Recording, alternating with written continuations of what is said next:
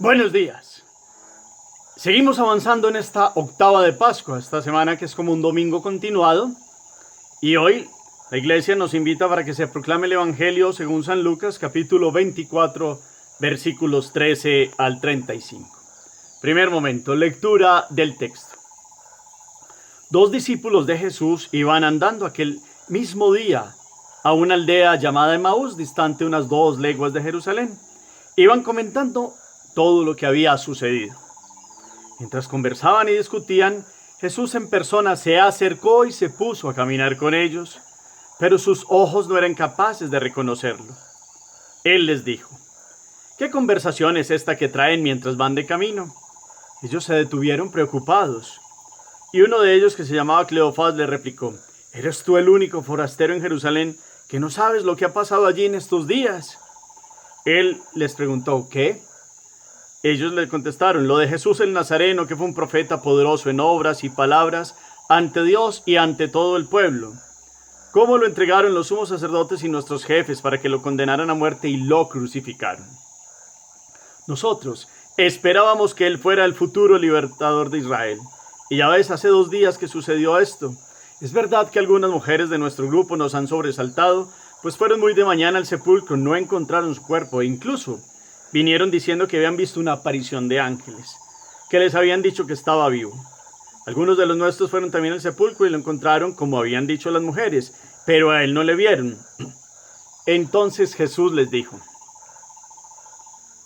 qué necios y torpes son para creer lo que anunciaron los profetas. ¿No era necesario que el Mesías padeciera esto para entrar en su gloria? Y comenzando por Moisés y siguiendo por los profetas, les explicó lo que se refería a él en toda la escritura. Ya cerca de la aldea donde iban, él hizo ademán de seguir adelante, pero ellos le apremiaron diciendo: quédate con nosotros porque atardece y el día va de caída. Y entró para quedarse con ellos. Sentado a la mesa con ellos, tomó el pan, pronunció la bendición, lo partió y se los dio. A ellos se les abrieron los ojos y lo reconocieron, pero él desapareció. Ellos comentaron: ¿no ardía nuestro corazón mientras nos hablaba por el camino y nos explicaba las escrituras? Y levantándose al momento, volvieron a Jerusalén, donde encontraron reunidos a los 11 con sus compañeros, que estaban diciendo: era verdad, ha resucitado el Señor y se ha aparecido a Simón. Y ellos contaron lo que les había pasado por el camino y cómo lo habían reconocido al partir el pan. Palabra del Señor. Gloria a ti, Señor Jesús. Pidámosle al Espíritu Santo que en este miércoles de Pascua podamos tener la fuerza para tener el don del entendimiento de esta escritura, de esta palabra de hoy. Es riquísima, es muy importante esta narración de los discípulos de Emaús. Miremos versículo por versículo, una segunda, tercera lectura, todos los detalles, buena pronunciación, cuál es la idea central, quiénes son los personajes, quién aparece en medio de ellos, cuál es la temática de fondo y cómo se va desarrollando y cómo Jesús va explicando a 2 caminantes. ¿Cuál es la situación del corazón de estos caminantes? ¿Cómo comienza el relato y cómo terminan ellos? ¿Cuál es la actitud primera y segunda? Y Jesús, ¿cómo va llevando este hilo conductor? Miremos, como siempre, algo que le llame la atención, una expresión, verbos, situaciones, frases de Jesús, reacciones. ¿Qué nos llama la atención? Segundo momento, meditación. Seguramente ustedes y yo hemos escuchado muchas veces la proclamación de estos caminantes de Emaús. 2 personajes que iban de Jerusalén a Emaús, una población relativamente cerca a Jerusalén, y venían como cabizbajos, comentando la situación, todo lo que había pasado con Jesús, y entonces aparece un caminante, y ese caminante los escucha. Ellos van como sobresaltados y entonces les pregunta: bueno, ¿ustedes de qué están hablando? ¿Cuál es la conversación que traen? Y ellos le dicen: bueno, es que usted no sabe qué es lo que ha pasado en estos días en Jerusalén. Y ellos le contestan: bueno, no, ¿qué? ¿Qué ha pasado?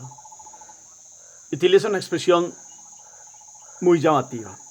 Jesús Nazareno, profeta poderoso en obras y palabras ante Dios y ante todo el pueblo. Y la narración de la crucifixión, de toda su pasión y cómo lo llevaron a la muerte y lo crucificaron. Y dan unas razones, dicen, algunas de nosotros esperábamos, como un corazón, como una frustración, que él fuera el libertador de Israel. Y dan algo que se estaba dando, un conocimiento que ya tenían. Las mujeres ya habían dicho que se les había aparecido algunos ángeles, ya algunos habían dicho que habían visto la tumba. Pedro y Juan, esto está haciendo alusión de todo lo que iba pasando ese mismo domingo. Y ellos están como narrándole a un caminante que les parece extraño que no conozca la situación. Y empieza Jesús con toda la capacidad y la sabiduría a abrirles el entendimiento. Por eso siempre le pedimos al Espíritu el don del entendimiento.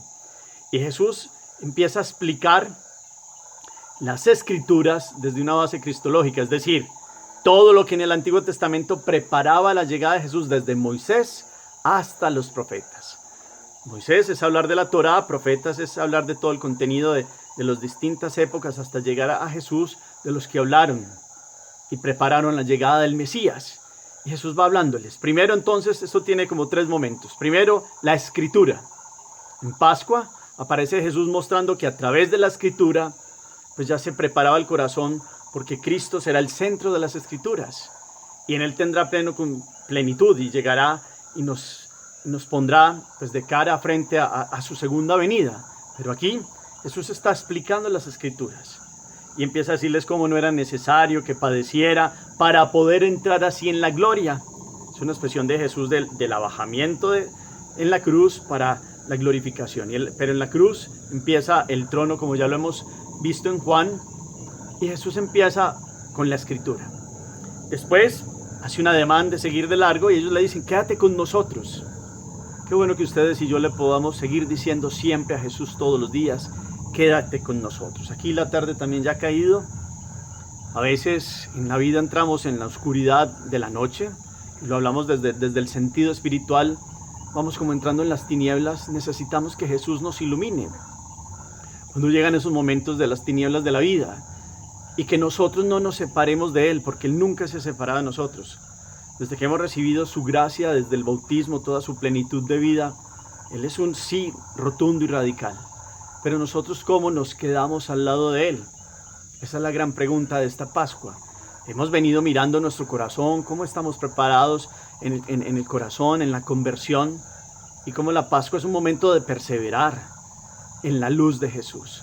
Pues hoy digámosle, quédate con nosotros, Señor, porque en mi vida la tarde está cayendo, porque hay oscuridades, porque he tratado de buscarte a ti, pero me falta perseverancia, me falta recta intención de buscarte con todo el corazón. Digámoslo desde lo más profundo, que esta sea esta oración grande que nos da hoy la palabra. Quédate con nosotros, Señor, conmigo, con mi familia.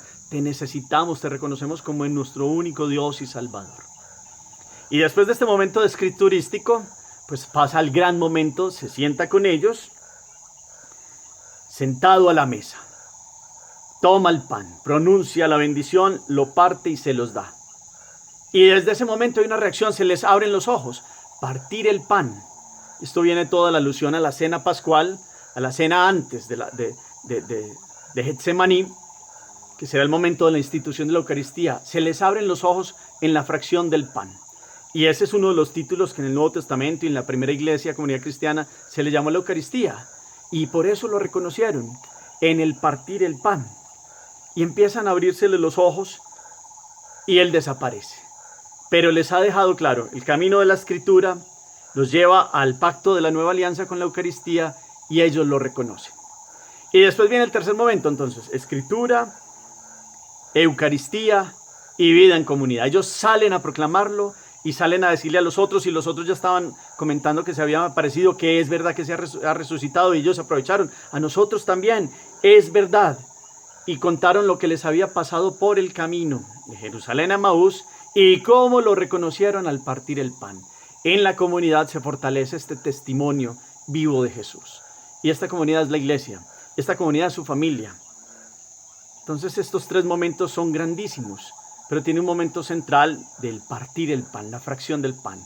Antes de que ustedes y yo en la Eucaristía vamos a comulgar, hay un gesto muy profundo, que es muy antiquísimo, que tiene el significado del único pan, Jesucristo, partido como alimento para la salvación de todos, y este partirlo también significa su muerte violenta en la cruz, y otros significados se les han dado en el tiempo en la historia, pero se da como el único pan bajado del cielo, que ustedes y yo hoy podamos reconocerlo siempre en la Eucaristía al partir el pan, que necesitemos siempre alimentarnos de Jesús Eucaristía, que en las Escrituras, ¿qué hacemos ustedes y yo, los que me acompañan en esta lección divina, que yo propongo una sencilla reflexión, es alimentarnos de toda la Escritura para reconocer a Jesús como el Hijo de Dios, que no seamos como torpes y necios, como dice Jesús aquí. Tendríamos que analizar hoy, esta es una gran pregunta, si hemos sido torpes y necios, como le dice él a los de Maús, porque a veces como que no nos llama la atención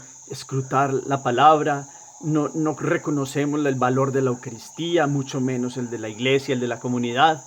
Y entonces hoy esta palabra a usted y a mí nos confronta en estos tres niveles: Escrituras, Eucaristía y vida en comunidad. Ese es como el camino, este hilo conductor de esta aparición de Jesús en el camino de Maús. Ustedes y yo estamos en el camino de la vida y vamos con las dificultades, pero qué bueno decirle a Dios todos los días: quédate conmigo hoy en este camino de la vida, en el camino de mis hijos, de mi familia, de mi esposo, de mi esposa. Camina con nosotros hoy, Jesús. Queremos conocerte a través de las Escrituras, celebrar la Eucaristía, recibir ese pan partido que es tu presencia, ese alimento en nuestra existencia, y vivir en la comunidad esta fe y celebrar la vida de ayudarnos unos y otros y verdaderamente sentirnos como hijos de Dios, todos hijos de un mismo Padre, salvados por ti, Señor Jesús. Miremos todos estos elementos, que no se nos pase hoy esta grandeza de este texto, que es formativo para la Pascua. No es una Pascua más, es esta Pascua, es el momento de quedarse con Jesús. Él siempre está ahí tocando el corazón. Estoy a la puerta y llamo, nos dice en Apocalipsis 3. Y entras para cenar, y aquí se sentó a cenar con ellos, a la mesa. Todos los días Jesús está en la mesa del altar. Despreciamos esta invitación, esta comida. Somos lerdos y estamos como tardos para comprender la presencia real de Jesús en la Eucaristía, toda la alusión que la Sagrada Escritura nos va a llevar a Jesús, a poner los ojos en la vida de Jesús, y cómo la comunidad nos sigue ayudando y cómo ayudamos nosotros a nuestros hermanos en la iglesia también para que ellos se enamoren de Jesús, perseveren en Él, y esto nos sirva a nosotros también para ser fieles en su presencia. Hagamos oración. Hoy, Señor, comenzamos por pedirte perdón, porque somos tardos de corazón para creer en ti, debido a nuestra desesperanza en el camino de Maús, en los caminos de nuestra vida. Te creíamos muerto, pero tú vives hoy como ayer. Ábrenos los ojos del Espíritu para que te busquemos y entendamos que tú eres más fuerte que nuestro pecado. ¿Cómo conoceremos que tú eres el Dios de la vida si tu palabra y tu pan no caldean nuestros corazones? Gracias, Señor, porque nos permites reconocerte en tu palabra, en la Eucaristía y en los hermanos. Camina a nuestro lado, Señor Jesús, y quédate con nosotros para siempre. Cuarto momento, la acción. Busco a Jesús en las Escrituras. ¿Qué significa la palabra de Dios para mí?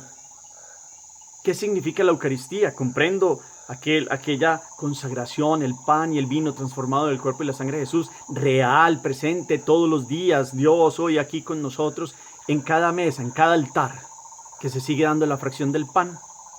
¿Qué significa para mí la vida comunitaria, la iglesia? Como los discípulos de Maús, corro y anuncio cómo Jesús se manifiesta en mi vida, cómo mi testimonio le sirve a otros también para que profundicen en la fe. Digámosle todos los días y escribamos esta oración, y la tenemos, es: quédate con nosotros, Señor, hoy y siempre. Que repitamos, lo podemos hacer a manera de rosario: quédate con nosotros, Señor, hoy y siempre. Hoy y siempre, Señor. Señor los bendiga, los llene de su paz y de su gracia, en el nombre del Padre, y del Hijo, y del Espíritu Santo. Amén. Feliz día para todos.